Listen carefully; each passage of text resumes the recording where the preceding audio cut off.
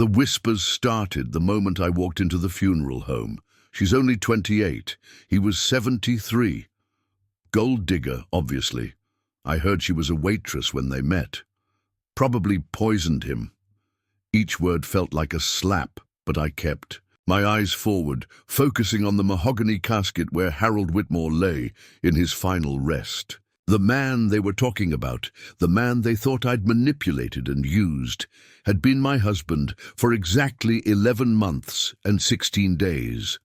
I could feel 300 pairs of eyes boring into my back as I took my seat in the front row. Harold's children from his first marriage sat stiffly beside me, radiating hostility like heat from a furnace. His grandchildren, people I'd tried so hard to connect with, wouldn't even look at me. The funeral was bad enough, but I knew the real. The show would come afterward at the reading of Harold's will. That's when their whispered accusations would either be validated or proven wrong. What none of them knew, what I'd never told anyone, was the real reason I'd married Harold Whitmore. And it had nothing to do with his fortune. But secrets have a way of surfacing, especially when lawyers get involved. In less than 2 hours, everyone in that room would learn the truth about who I really was, why I'd really married Harold, and what he'd actually left behind. My name is Sophia Martinez, and this is the story of how I went from being called a gold-digging widow to something nobody saw coming, not even me. 6 months earlier, Beverly Hills, California. Table 12 is getting impatient about their wine, Jessica hissed as she rushed past me with a tray of appetizers. The old guy specifically asked, "For you again." I smoothed my black server's apron and grabbed the bottle of 1982 Bordeaux, worth more than I made in 2 months, from behind the bar. Le Bernardin Beverly Hills wasn't just any restaurant. It was where Los Angeles's elite came to see and be seen. As a waitress, I was essentially invisible furniture that occasionally brought food. Harold Whitmore sat alone at his usual corner table, reading the Wall Street Journal through wire-rimmed glasses. Every Tuesday and Friday for the past 3 months, same table, same order, Dover sole, no sauce, steamed vegetables, and that ridiculously expensive wine. "Mr. Whitmore," I said, approaching with the bottle. "Your usual?" He looked up from his paper, and those kind grey eyes crinkled at the corners. "Sophia, how many times do I have to tell you? Call me Harold." At 73, Harold was what people called distinguished. Silver hair, perfectly styled, always impeccably dressed in suits that probably cost more than my car. He was also one of the wealthiest men in California, founder and former CEO of Whitmore Industries, a manufacturing empire worth over $2 billion. What made him different from the other wealthy customers wasn't his money, though. It was the way he actually saw me as a person. "How are your night classes going?" he asked as I poured his wine. I was surprised he remembered. 3 weeks ago, I'd mentioned I was taking business courses at Santa Monica College, trying to work toward my degree while managing 3 part-time jobs.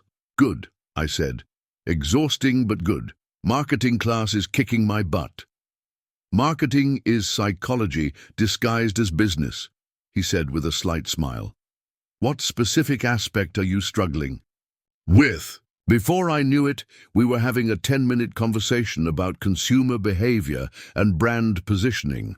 Harold didn't just listen politely, he engaged, asked thoughtful questions, even shared insights from his own business experience. "I should let you eat," I finally said, realizing I'd been neglecting my other tables. "Sophia," he called as I started to walk away, Would you perhaps like to have coffee sometime, when you're not working?" The question caught me completely off guard. "Coffee?" "I realize there's a significant age difference," he said quickly, "and I don't want to make you uncomfortable. It's just, I enjoy our conversations. You have a sharp mind and a different perspective on things." I should have said no. The age gap alone was enough reason. The wealth disparity made it even more complicated. But there was something in his voice a loneliness that I recognized because I carried it myself.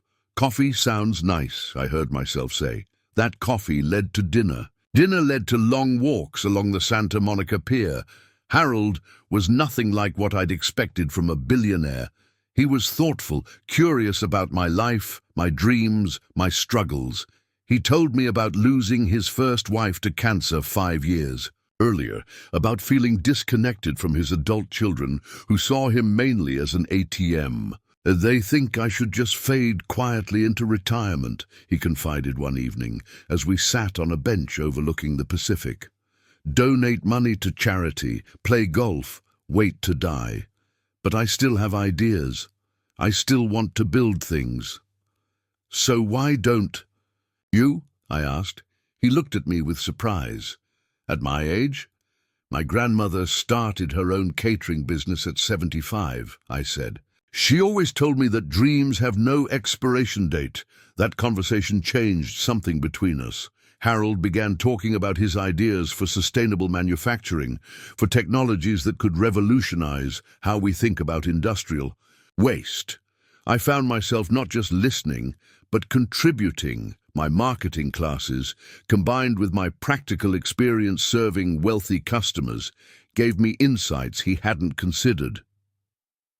6 months after our first coffee, Harold proposed. I know what people will think, he said, kneeling in his Malibu living room with a ring that probably cost more than I'd make in a lifetime. They'll say you're after my money, that I'm a foolish old man. Harold, but I love you, Sophia. Not just for how you make me feel, but for who you are. Your intelligence, your kindness, your ability to see possibilities where others see only problems. I said yes, though I knew exactly what I was signing up for. The stares, the whispers, the assumption that I was a calculating gold digger who'd manipulated a lonely widower. What I didn't expect was how much his family would hate me. Harold's children, Richard, 51, and Margaret, 48, made their feelings clear at our first family dinner. This is happening awfully fast. Don't you think, Dad? Richard said, not bothering to look at me. When you know, Harold replied calmly. Margaret was more direct. What do you do, Sophia, besides wait tables? I'm finishing my business degree, I said. I'm also helping your father with some consulting projects. That was true. Harold had started asking my opinion on various business matters, particularly around marketing and customer experience. My outsider's perspective apparently offered value he couldn't get from his usual advisors. Consulting, Margaret repeated, exchanging a loaded glance with her brother. The rest of the dinner was a masterclass in subtle hostility. Every comment designed to remind me I didn't belong, every question crafted to highlight the gap between Harold and me. After they left, Harold took my hand. I'm sorry, he said, they'll come around. But they never did. If anything, their resentment deepened after we married in a small ceremony in Harold's garden. Just immediate family and a few close friends, though close was relative when your new stepchildren spent the entire reception whispering to other guests about your motives. The 11 months of our marriage were simultaneously the happiest and most challenging of my life. Harold was a wonderful husband, attentive, supportive, genuinely interested in my thoughts and dreams, but we were constantly battling the outside world's assumptions about our relationship. Then came the diagnosis. Pancreatic cancer, the doctor said. Stage 4. I'm afraid the prognosis is not good. Harold squeezed my hand in the oncologist's office. How long? 6 months, maybe 8 with treatment. That night, as we sat in our bedroom processing the devastating news, Harold made me a promise. Whatever happens, he said, I want you to know that marrying you was the best decision I made. In my 70s, you brought light back into my life. Don't talk like that, I said, though we both knew the inevitable was coming. I need you to promise me something, he continued. When I'm gone, don't let them make you feel ashamed of what we had. Don't let them diminish what we built together. I promised, though I had no idea how difficult keeping that promise would become. Harold fought bravely for 7 months. Even during chemotherapy, he insisted on working on our business projects. We'd developed a comprehensive plan for retrofitting, manufacturing facilities with sustainable technologies, a venture he was passionate about launching. This could change everything, he'd say, reviewing our market analysis from his hospital bed. Not just for the company, but for the entire industry. 3 days before he died, Harold called his lawyer to his bedside. They spent 2 hours in private conversation, with Harold insisting I leave the room. "What was that about?" I asked afterward. "Just some final arrangements," he said, but something in his expression suggested there was more to it. Harold Whitmore died on a Tuesday morning in March, holding my hand as the sun streamed through the hospital window. His last words were, "Thank you for seeing me as more than just an old man with money." The funeral was a who's who of Los Angeles society. Politicians, business leaders, celebrities, all there to pay their respects to one of the city's most influential figures. And all of them staring at me with barely concealed contempt. "She's probably already planning how to spend it all," I heard someone whisper. Poor Harold. Couldn't see what was right in front of him. That's what happens when old men think with their hearts. I sat through the service maintaining my composure, even as Harold's children delivered eulogies that pointedly avoided mentioning my existence. To hear them tell it, their father had lived a rich, full life that somehow concluded before he met me, but I knew the real test was yet to come. In 30 minutes, we would all gather at Harold's lawyer's office for the reading of his will. That's when the family would learn exactly how much Harold had decided to leave his gold-digging widow. What none of them realized was that I already knew what was in that will. Harold had told me months earlier, swearing me to secrecy, and the contents were going to shock everyone in that room, including me, for reasons I was only beginning to understand. Understanding the depth of the Whitmore family's resentment requires understanding their history, particularly their relationship with Harold's money. Harold Whitmore hadn't been born wealthy. The son of a Cleveland steelworker, he'd built his empire from scratch, starting with a small machine shop in 1970 and growing it into one of the largest manufacturing conglomerates on the West Coast. By the time I met him, Whitmore Industries employed over 15,000 people across 12 states. His first wife, Eleanor, had been his college sweetheart and true partner in building the business. By all accounts, their marriage had been a genuine love story that lasted 43 years, until her death from breast cancer in 2018. Richard and Margaret had grown up in enormous privilege, but Harold had tried to instill strong work ethics in both children. Richard joined the company after Harvard Business School, working his way up through various divisions. Margaret became a successful interior designer, though her client base consisted largely of her father's wealthy friends. Both children had received substantial trust funds on their 30th birthdays, enough to ensure financial security for life. But they'd also grown up with the expectation that they would eventually inherit the bulk of Harold's fortune, including controlling interest in Whitmore Industries. Then their mother died, and everything changed. Dad was never the same after. Mom passed, Margaret had confided to me during one of our rare civil conversations. He became distant, sad. We were worried about him. That was part of why my relationship with Harold had been so threatening to them. It wasn't just that I was young or that I'd been a waitress or even that I'd trapped their father.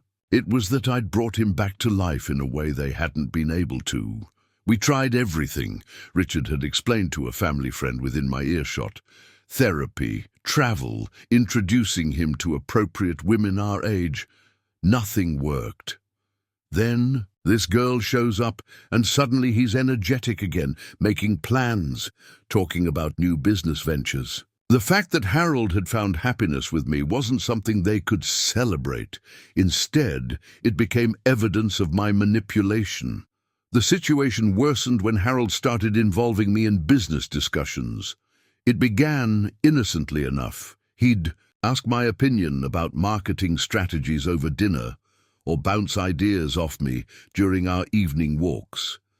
But gradually, my input became more substantive. I had a knack for understanding consumer psychology, probably developed from years of reading. Customers at the restaurant. I could spot when someone was genuinely interested versus just being polite, predict what they'd order based on their body language, anticipate their needs before they voiced them. Harold found these insights invaluable. "You see things I miss," he'd tell me, "maybe because you've had to read people to survive, while I've been insulated by wealth for so long." When Harold mentioned wanting to pivot Whitmore Industries towards sustainable manufacturing, I'd suggested we start with market research among younger consumers, the demographic that would drive future demand. Together, we designed surveys, analyzed data, developed positioning strategies. "This is brilliant work," Harold had said, reviewing our comprehensive market analysis. "Have you ever considered that you might have a real gift for this?" The problem was that Richard and Margaret saw my growing influence as further evidence of gold digging. In their minds, I was systematically positioning myself to take over their birthright. "She's playing the long game," I'd overheard Margaret tell her brother. "Get Dad dependent on her business advice, then convince him she should have a role in the company." What they didn't understand was that I'd never asked for any role in Whitmore Industries. My involvement had been entirely at Harold's request, but their perception of my motives had hardened into unshakable conviction. The breaking point came 6 months into our marriage, when Harold announced at a family dinner that he was promoting me to special consultant on the sustainability initiative. Special consultant, Richard had said, his voice carefully controlled. "What exactly does that mean?" "It means Sophia has developed insights that could transform how we approach our market positioning," Harold explained. "Her recommendations have already led to 3 new client relationships." That was true. My analysis of changing consumer preferences had helped Whitmore Industries land contracts with 2 major retail chains and a tech company looking to greenwash their manufacturing processes. "Dad," Margaret interjected, "don't you think this is moving rather fast? Sophia hasn't even finished her degree. Some of the best business minds I know never set foot in an MBA program," Harold replied firmly. "Intelligence and formal education aren't the same thing." The dinner ended with Richard and Margaret leaving abruptly, but not before I caught the look that passed between them. I'd crossed from unwanted stepmother into direct threat. Their campaign against me intensified after that. Nothing overt. They were too sophisticated for outright confrontation. Instead, it was a steady drumbeat of subtle undermining. They'd make comments about my background at family gatherings. "Sophia has such an interesting perspective, doesn't she? So different from people who grew up in business families." They'd question my credentials in front of Harold's business associates. Of course, Sophia's still learning about the industry. It's wonderful that Harold is mentoring her. They'd express concern about Harold's judgment to mutual friends. "We're worried he's not thinking clearly. This whole sustainability thing is so unlike him. We think Sophia might be pushing him in directions that aren't financially sound." Harold noticed their behavior, but chose to ignore it, hoping time would heal the rifts. "They'll see that you're genuinely trying to help," he'd tell me, "when the business results speak for themselves." But the results, no matter how positive, were always dismissed as coincidence or attributed to Harold's reputation rather than my contributions. The final nail in the coffin came when Harold had his cancer diagnosis. Instead of rallying around us during the crisis, Richard and Margaret seemed to view his illness as an opportunity. "Dad, you need to focus on your health," Richard had said during a family meeting about Harold's treatment options. "Maybe this isn't the time to be launching new business initiatives. "The sustainability project is giving me purpose," Harold had replied. "Sophia and I have been working on this for months. I want to see it through. Sophia won't be able to handle a project this complex on her own," Margaret added. "Maybe it's time to put it on hold and focus on other priorities." The other priorities, I realized, were ensuring that Harold's final months didn't result in any major changes to their expected inheritance. As Harold's condition worsened, their visits became more frequent, but also more pointed. They'd spend time alone with him, ostensibly discussing his care, but often emerging from these conversations with satisfied expressions.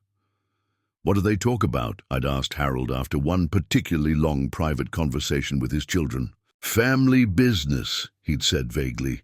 "They're concerned about you, Sophia, about what will happen to you after I'm gone." "What do you mean?" "They think you'll be vulnerable, that people might try to take advantage of your grief." I knew that wasn't what they were really worried about. They were concerned about what I might inherit and what rights I might have to continue the business projects Harold and I had been developing. 3 weeks before Harold died, Richard had pulled me aside after a family dinner. "Sophia," he'd said, his tone carefully measured, "I want you to know that Margaret and I harbor no ill will toward you. We know you made Dad happy during his final years." "Thank you," I'd said, unsure where the conversation was heading. "When the time comes," he'd continued, "we want to make sure you're taken care of, that you don't have to worry about complications." "What kind of complications?" "Business matters, legal issues, the kind of things that can become messy when there are misunderstandings about intentions and contributions."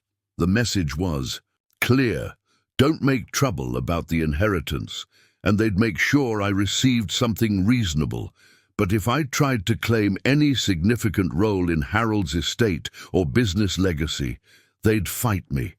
What they didn't know was that Harold had been having his own private conversations with his lawyer, his accountant, and his closest business advisor. Conversations about protecting me, but also about something much larger than any of us had imagined. The reading of Harold's will would reveal not just how he'd decided to distribute his wealth, but secrets that would fundamentally change how everyone in that room understood both Harold Whitmore and Sophia Martinez. In 15 minutes, we would all walk into that lawyer's office with our assumptions and expectations. But only one person in the room knew what was really in that will, and it wasn't me. The law offices of Morrison, Klein and Associates occupied the entire 40th floor of a Century City high-rise, with floor-to-ceiling windows offering panoramic views of Los Angeles. I'd been here once before, when Harold first introduced me to his estate planning attorney, James Morrison, a silver-haired man in his 60s who'd been handling the Whitmore family's legal affairs for over 20 years. Today, the main conference room was packed. Richard and Margaret sat at one end of the massive mahogany table, flanked by their respective spouses and adult children. Harold's business associates occupied the middle section, while his household staff and longtime employees were arranged. Near the back, I sat alone on the left side, the physical distance emphasizing my isolation from the family. The whispers had continued during the elevator ride up, and as we settled into our seats, I caught fragments of conversations, each one a small wound. Shameful, really, how some people take advantage. Harold was so generous, probably left her something substantial. Hope she's smart enough to disappear gracefully. James Morrison entered the room precisely at 2 p.m., carrying a thick folder and accompanied by 2 junior associates. His expression was unreadable as he surveyed the assembled group. "Thank you all for coming," he began, his voice carrying the authority of decades in high-stakes legal matters. "We're here for the reading of Harold Whitmore's last will and testament, executed on March 8th of this year. March 8th, 3 days before Harold died. That explained the private meeting with his lawyer that had lasted 2 hours. Before we begin," Morrison continued, I need to address some preliminary matters. This will is quite comprehensive. It contains provisions that may surprise some of you, and I ask that you allow me to read through the document in its entirety before asking questions. Richard leaned forward slightly. Margaret's jaw tightened. Even from across the room, I could sense their anxiety. Morrison opened the folder and removed a document that was significantly thicker than I'd expected. Most wills I'd heard about were relatively straightforward. Who gets what in clear, simple terms.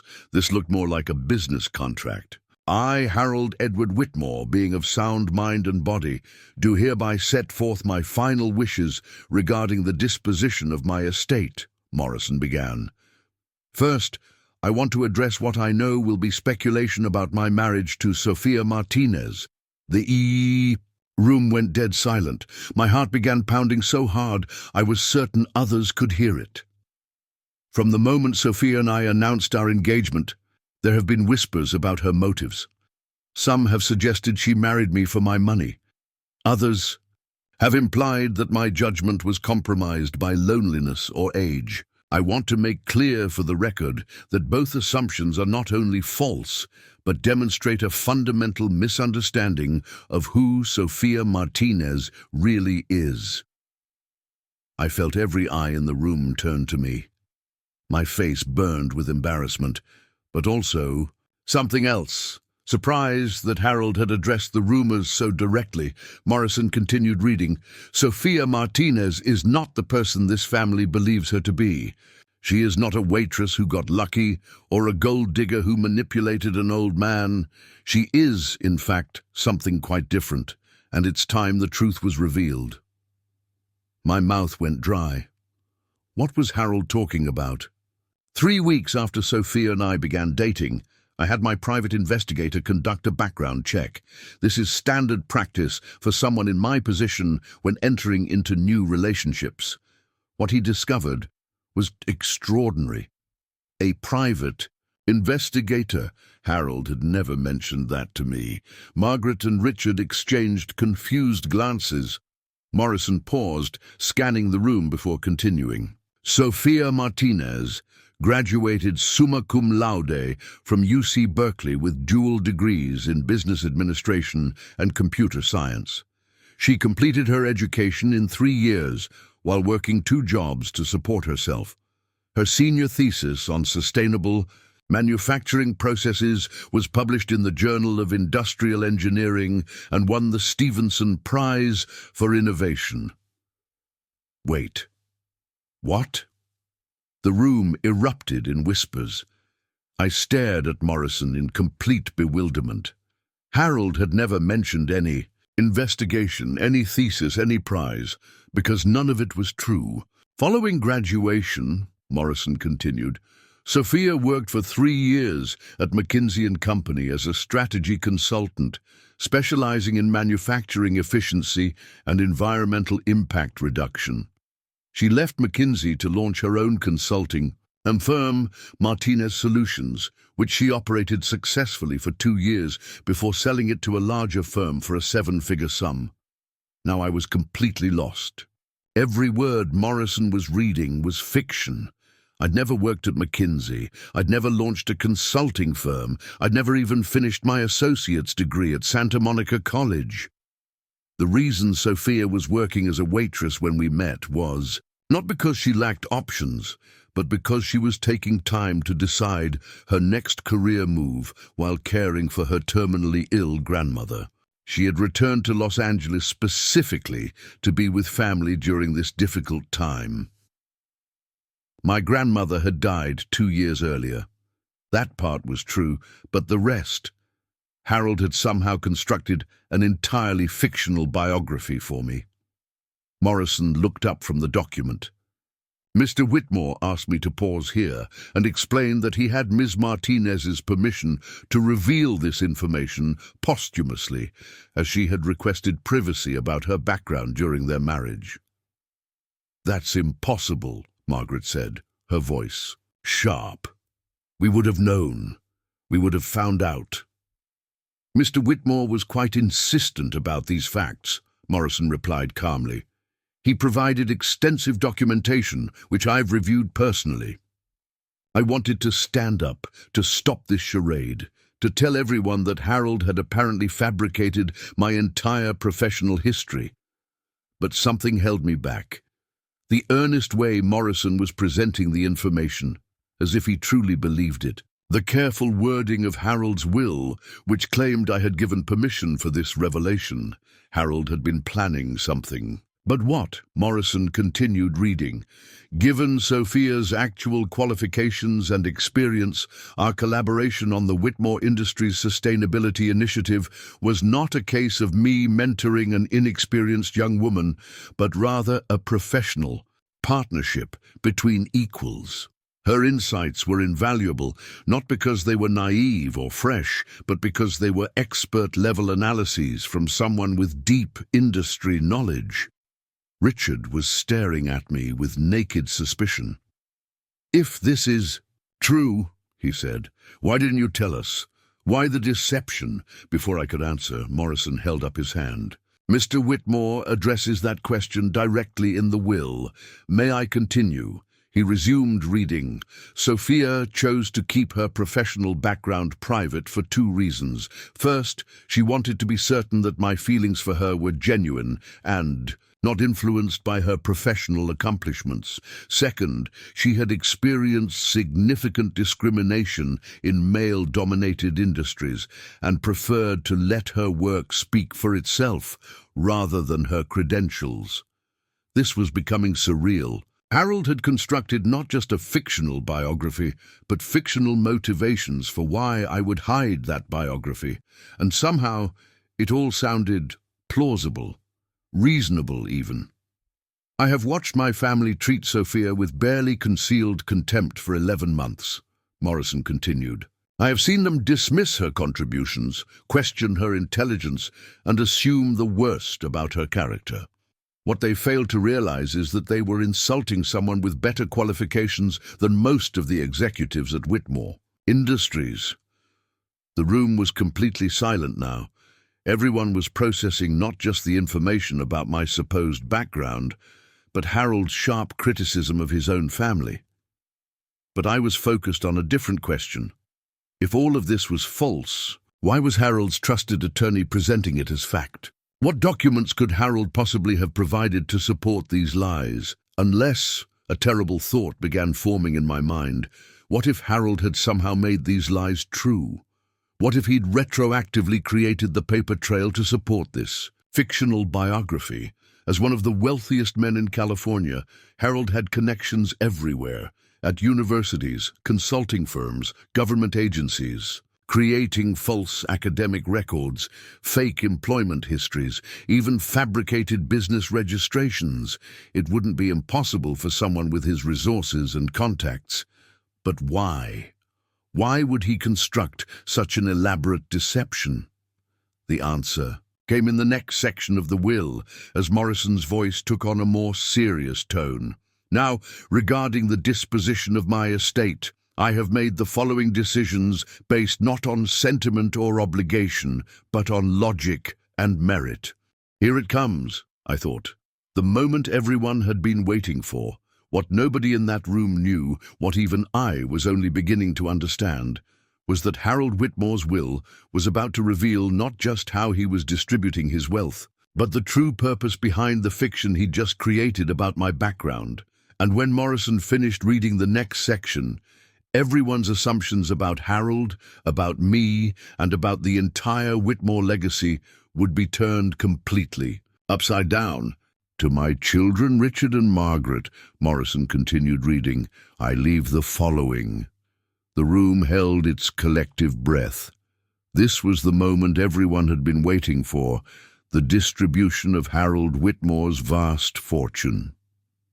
To Richard, "I leave your mother's jewelry collection, valued at approximately $2.3 million, along with the Aspen vacation home and its contents. I also leave you $10 million in cash and securities." Richard's face went through a rapid progression of emotions, relief, then confusion, then growing alarm. $10 million was certainly generous by most standards, but it was a fraction of what he'd expected to inherit. To Margaret, "I leave the Martha's Vineyard property, along with your mother's art collection, valued at approximately $4.1 million. I also leave you $10 million in cash and securities." Margaret's complexion had gone pale. She was clearly doing the same math as her brother. Where was the rest of their father's fortune? Morrison paused before continuing, perhaps understanding the magnitude of what he was about to read. "I make these provisions for my children not out of lack of love, but out of recognition that they have already received substantial benefits from being my children. Both have had access to the finest education, received significant trust funds, and built their careers with the advantage of the Whitmore name. They are both financially secure and capable adults who do not require additional wealth to live comfortable lives." "What about the company?" Richard interrupted, his voice tight with barely controlled anger. "What about Whitmore Industries?" Morrison held up his hand. "The disposition of Whitmore Industries and the remainder of my estate is as follows." The silence in the room was deafening. "I leave controlling interest in Whitmore Industries, along with all associated assets, to my wife, Sophia Martinez Whitmore." The room exploded. "That's impossible," Margaret shouted, standing up so abruptly her chair toppled backward. "She can't run a manufacturing company," Richard added, his voice rising. "This is insane!" "Quiet." Morrison's commanding voice cut through the chaos. "I'm not finished reading." As the room reluctantly settled, Morrison continued, "I make this decision based on the following considerations. First, Sophia has demonstrated exceptional business acumen and strategic thinking during our collaboration on the sustainability initiative. Second, she understands the vision I have for the company's future better than anyone else.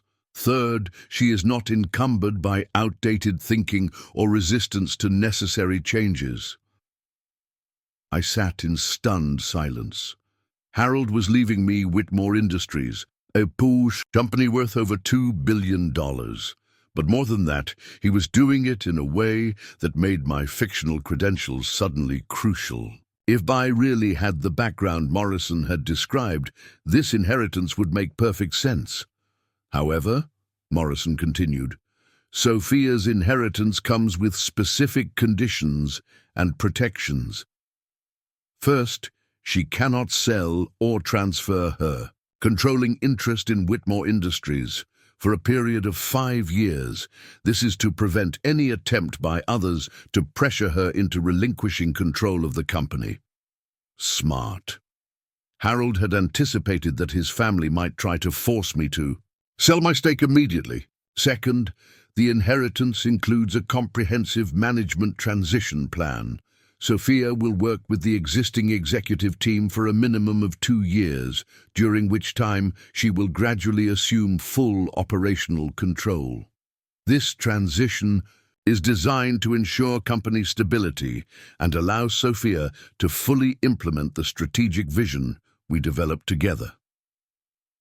Richard was on his feet now. This is fraud. She manipulated him. That whole story about her background, it's all lies. Morrison looked at him calmly. Mr. Whitmore, I have extensive documentation supporting every claim made about Ms. Martinez's qualifications, academic, transcripts, employment records, business registration documents, all verified through proper channels. I don't care what documents you have, Richard shouted. I know she was a waitress. We all know it. Actually, Mr. Whitmore, Morrison replied, you know that Ms. Martinez was working as a waitress when she met your father. The reasons for that employment and her background prior to it were not something she shared with the family. I wanted to speak up, to tell everyone that Richard was right, that the whole thing was some kind of elaborate deception. But something stopped me. Perhaps it was the meticulous way Morrison was presenting the information, as if he genuinely believed it. Or perhaps it was the dawning realization that Harold had orchestrated all of this for a specific purpose. Morrison wasn't finished. Third, Sophia's inheritance includes a personal trust fund of $500 million to be administered independently of her business responsibilities. This ensures her personal financial security regardless of the company's performance. $500 million. I felt dizzy. Finally, Morrison continued, I want to address the question of why I chose Sophia over my own children to lead Whitmore Industries. The answer is simple: merit. During our months of collaboration, Sophia demonstrated vision, innovation, and strategic thinking that exceeded anything I had seen from other executives, including my own family members. She understood not just what the company could become, but how to make that transformation successful. Harold's final words, as read by Morrison, were devastating in their honesty. I love my children, but love does not qualify someone to run a multi-billion-dollar enterprise. Sophia has earned this responsibility through her contributions, her insights, and her understanding of the company's future. I trust her to carry forward my vision better than anyone else could, including my blood relatives. The room was in chaos again. Richard and Margaret were both shouting, their spouses trying to calm them down, while the business associates whispered frantically among themselves, but I was focused on a different realization. Harold had constructed this entire scenario: the fictional biography, the documented credentials, the carefully structured inheritance, to achieve something specific. He was essentially forcing me to become the person he'd described in his will. With $2 billion in assets suddenly under my control, no one was going to question my credentials too closely. The fabricated background would become real through sheer economic necessity. I would have to learn to run Whitmore Industries, which would give me the experience to justify Harold's confidence. The fictional MBA would matter less than actual results. Harold had bet his entire fortune on the belief that I could grow into the role he'd envisioned for me. But more than that, he'd structured the inheritance to make it almost impossible for anyone to challenge my qualifications without risking the stability of the company itself. Morrison had one final section to read. I know this decision will be controversial and painful for my children, but I ask them to consider that their father was not a foolish old man who was easily manipulated. I was a successful businessman for 5 decades, and I made this choice the same way I made every important business decision, based on careful analysis, not emotion. Sophia Martinez is the future of Whitmore Industries, and if my children can accept that fact, they may find that they benefit far more from her leadership than they ever would have from inheriting a company they were not equipped to run. As Morrison closed the will, the room remained in stunned silence. Then Richard spoke, his voice deadly quiet. We'll contest this. All of it. The will, the inheritance, every single claim about her background. Morrison nodded calmly. That is, you're right, Mr. Whitmore. However, I should mention that your father anticipated this possibility. The will includes a clause stating that any family member who contests the inheritance forfeits their individual bequests entirely. Their $10 million would instead be donated to charity. The threat was clear: challenge the will and lose everything. Margaret looked at me with pure hatred. You think you've won, she said. But running a company isn't the same as fooling. And old man, you'll destroy everything our father built. For the first time since entering the room, I found my voice. That's not what I intend to do. What you intend doesn't matter, Richard added. You're in over your head, and when this company collapses, it'll be on your conscience. As people began filing out of the room, Morrison approached me. Ms. Whitmore, he said formally, we need to schedule a meeting to discuss the transition process. There are a significant number of legal and business matters to address. I nodded, still processing everything that had happened. Mr. Morrison, can I ask you something? Of course, the documents you mentioned, the ones supporting my background. Did you verify them personally? He looked at me carefully. Your husband provided extensive documentation, academic records from Berkeley, employment verification from McKinsey, business registration for Martinez Solutions. I had my staff authenticate everything through proper channels, and they all checked out completely. Why do you ask? I stared at him, understanding finally dawning. Harold hadn't just fabricated my credentials, he'd made them real. Somehow, using his wealth and connections, he'd retroactively created an entire professional history for me. The transcripts, employment records, business documents, they weren't forgeries. They were genuine documents created through legitimate channels, probably with the cooperation of people who owed Harold favors or who were well compensated for their assistance. No reason, I said finally. I was just surprised by how thorough he was. As I left the law office, I realized that Harold had given me something far more complex than a simple inheritance. He'd given me a new identity, backed by fabricated, but legally valid credentials, and the responsibility to live up to both. In the eyes of the world, I was now Sophia Martinez Whitmore, MBA from Berkeley, former McKinsey consultant, successful entrepreneur, and the new majority owner of Whitmore Industries. The question was, could I become the person Harold had claimed I already was?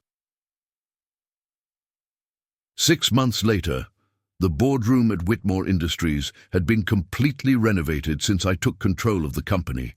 Gone were the heavy mahogany panels and imposing portraits of past executives.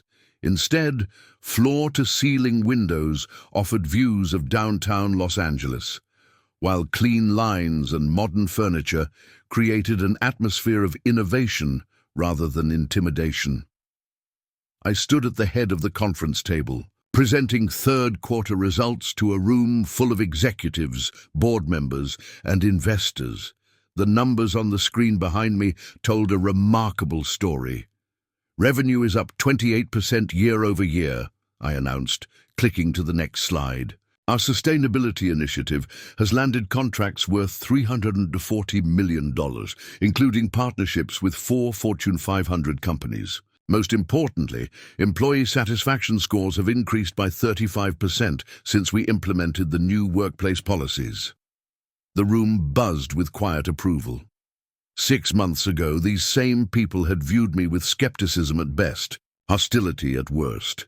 Today, they were looking at results that spoke louder than any credentials. After the meeting, I retreated to Harold's former office, now mine, and closed the door. The space still contained some of his personal items, a photo of him with Eleanor, his collection of vintage fountain pens, the leather-bound notebook where he'd sketched out his first business plans decades earlier. On my desk was a letter that had arrived that morning. The return address read Martinez Solutions, LLC, the consulting firm that supposedly existed in my fabricated history. With trembling hands, I opened the envelope. Dear Ms. Whitmore, I hope this letter finds you well. My name is Carmen Rodriguez, and I am the current CEO of Martinez Solutions. I believe we need to talk. You see, Martinez Solutions is a real company. It was founded 2 years ago by a group of former McKinsey consultants, including myself. We chose the name because we liked the sound of it. Martinez Solutions has a nice ring for a company focused on practical problem-solving. Imagine our surprise when we discovered that our company's supposed founder and former owner is now one of the most talked-about executives in Los Angeles. According to public records, you sold Martinez Solutions to us. According to our memories, we started this company ourselves. I'm writing because I'm curious about how this discrepancy occurred, and because I believe there might be mutual benefit in understanding the full story. Would you be available for a private conversation? Sincerely, Carmen Rodriguez. I stared at the letter, my heart racing. This was what I'd been dreading for months. the moment when Harold's carefully constructed fiction would unravel. Over the past 6 months, I'd thrown myself into learning everything I could about running Whitmore Industries. I'd studied manufacturing processes, sustainability technologies, corporate finance. I'd worked 18-hour days, attended industry conferences, consulted with experts. Gradually, I'd begun to feel capable of the role Harold had thrust upon me. But I'd always known this day would come. Eventually, someone would discover that my credentials were fabricated. The question was, what would I do when it happened? I called Carmen Rodriguez immediately. Ms. Rodriguez, this is Sophia Martinez Whitmore. I received your letter. Thank you for calling so quickly, she said. Her voice was professional but curious. I hope you don't mind my reaching out directly. This situation is unusual. I imagine it is. Would you be willing to meet in person? There's quite a story to tell, and I think it's one you should hear. We arranged to meet the following day at a neutral location, a small cafe in Santa Monica, far from the corporate environments where I was now recognized. Carmen Rodriguez turned out to be a woman about my age, with short black hair and an intelligent, assessing gaze. She was exactly the kind of person I would have expected to start a consulting firm, confident, articulate, clearly brilliant. So, she said after we'd ordered coffee, how exactly did you supposedly found my company? I took a deep breath. The truth is I didn't. I've never worked for McKinsey. I never started a consulting firm. I don't have an MBA from Berkeley. Until 7 months ago, I was a waitress at a Beverly Hills restaurant. Carmen's eyebrows rose. Then how? My husband, my late husband, was Harold Whitmore. He fabricated my entire professional history as part of his estate planning. Over the next hour, I told Carmen the whole story. Harold's investigation, the fictional biography, the inheritance structured around credentials I didn't possess. I explained how Harold had somehow created legitimate documentation to support his fabrications. That's incredibly complex, Carmen said when I finished, and probably illegal in about 12 different ways. I know. The question is, what happens now? Carmen studied me carefully. What do you want to happen? I want to keep running Whitmore Industries, I said, surprising myself with the certainty in my voice. 6 months ago, I would have said I was in over my head, but I've learned more about business in these past months than I thought possible. The company is thriving. Our employees are happier. We're making a real difference in sustainable manufacturing. So, you've grown into the role your husband envisioned for you. Yes, but I've also lived with the constant fear that someone would discover the truth about my background, that everything I've built would collapse when people learned I wasn't who they thought I was. Carmen leaned back in her chair. Here's what I find interesting. Your husband created fake credentials for you, but you've spent the past 6 months earning real credentials. You've learned manufacturing, sustainability, corporate leadership. You've delivered results that justify your position regardless of your academic background. That's true, but let me make a proposition, Carmen interrupted. Martinez Solutions is a small but growing firm. We've been looking for high-profile partnerships to expand our client base. What if we formalized a relationship between our companies? I looked at her in confusion. What do you mean? What if Martinez Solutions hired you as a senior consultant, retroactively if necessary?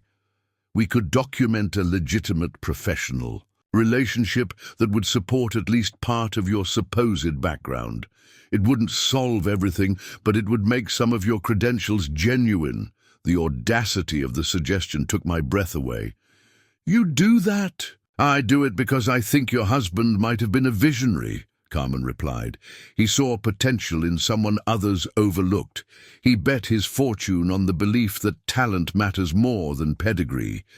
And based on what I've read about Whitmore Industries' performance under your leadership, he was right. But why would you take that risk? Carmen smiled. Because I started Martinez Solutions specifically to prove that great consulting doesn't require an Ivy League MBA and 20 years.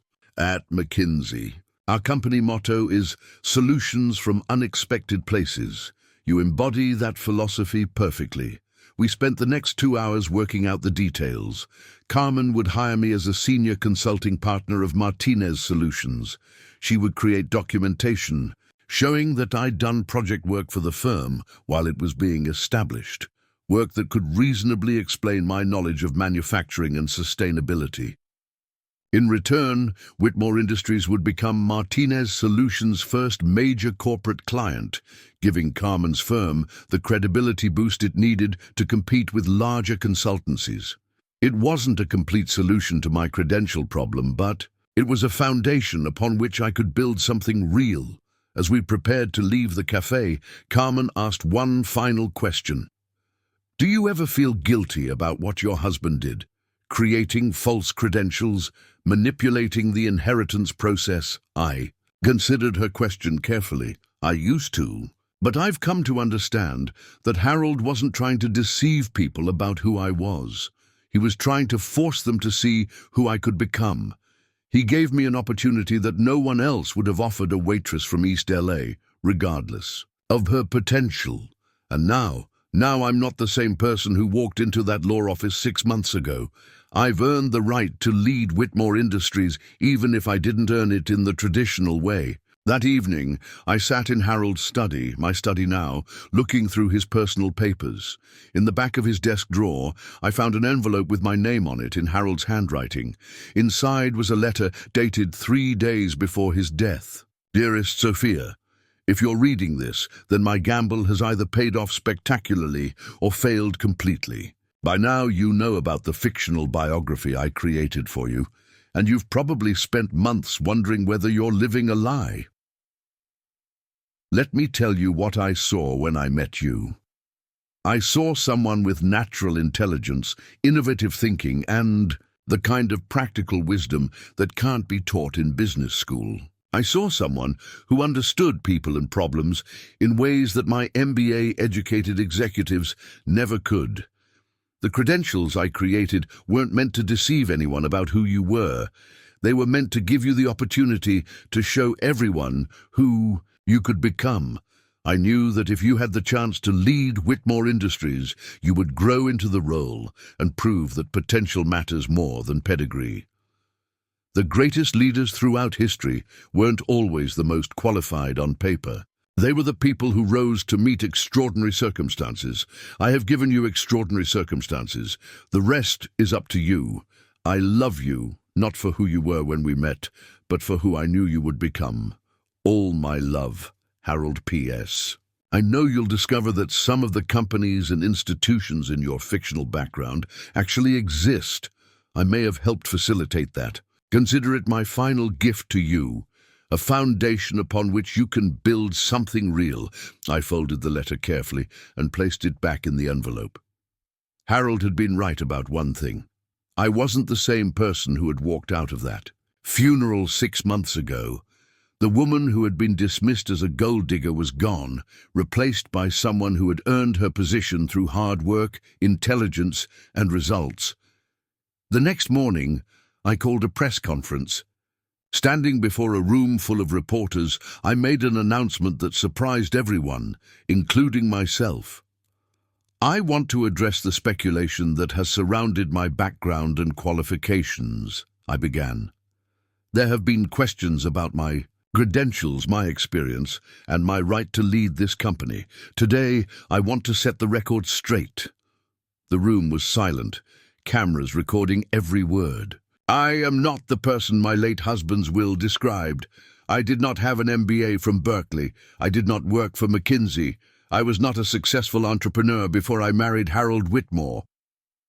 Gasps rippled through the audience. I could see reporters frantically taking notes. What I was, I continued, was someone with untapped potential and a willingness to work harder than anyone else to prove myself worthy of the opportunity I was given. In the 6 months since inheriting Whitmore Industries, I have learned more about business, leadership, and manufacturing than I thought possible. I have delivered results that speak for themselves. I clicked to a presentation showing the company's performance metrics. Revenue up 28%. Sustainability contracts worth over $300 million. Employee satisfaction at an all-time high. These results weren't achieved through credentials or connections. They were achieved through vision, hard work, and a commitment to excellence.